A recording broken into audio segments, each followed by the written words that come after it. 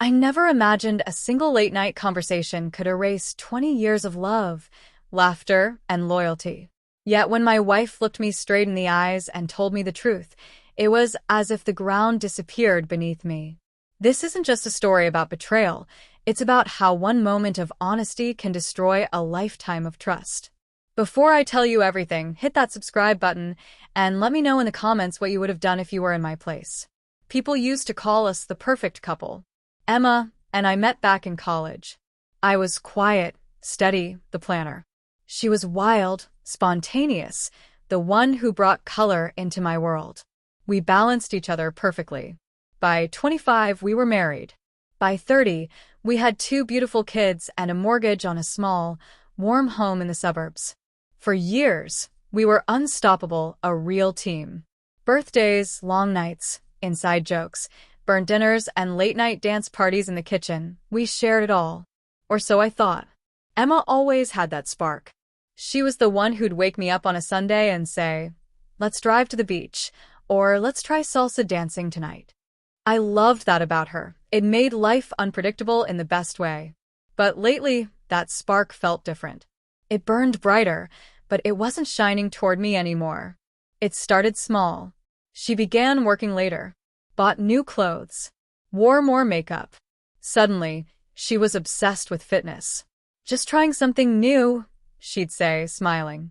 And I believed her, because love makes you trust, even when you shouldn't. One evening, she said she was going to a coworker's birthday party. I didn't think twice. She deserved a night out. But something in her tone, something about the way she avoided my eyes, didn't sit right. She looked stunning that night, sleek black dress, heels she hadn't worn in years. "You look beautiful," I told her. She smiled, but her eyes were distant. "Don't wait up," she said. So I didn't. I sat on the couch, pretending to watch TV, but my mind wouldn't rest. Midnight came and went. At 1, I'd called her 3 times. No answer. When the door finally opened at 1:30, she looked flushed, hair slightly messy. "You're still up?" she asked. "Yeah," I said quietly. "How was the party?" "Fun," she replied too quickly. "Just some karaoke and work gossip." Then she kissed my cheek and went upstairs like nothing happened. But I couldn't sleep. Something deep inside me was screaming. Weeks passed. She grew cheerful again, but not with me. Distant, distracted, living in her own little world. Then one night, while she showered, I saw her phone on the bed. I didn't want to look. I fought the urge. But something inside said I had to know. I picked it up, unlocked it easily. We'd shared the same passcode for years. And there he was. Adam. Message after message. "Last night was amazing. I miss you already. Can't wait to see you again." The air left my lungs. My world stopped. I just sat there, phone in hand, heart breaking in silence. When she came out of the shower, she froze. Her eyes darted to the phone. "Who's Adam?" I asked. My voice was calm, too calm. Her lips parted, but nothing came out. Finally, she whispered, "It's not what you think." I laughed bitterly. "Really?" "Because it looks exactly like what I think." She sat down, trembling. And then the truth came spilling out. It was one time, a mistake. It didn't mean anything. I stared at the woman I'd loved for 2 decades, the mother of my kids, my best friend, and I didn't recognize her anymore. One night, I said, "And you destroyed everything." Her eyes filled with tears. "I thought maybe it was okay," she said weakly. "Remember that joke about a free pass?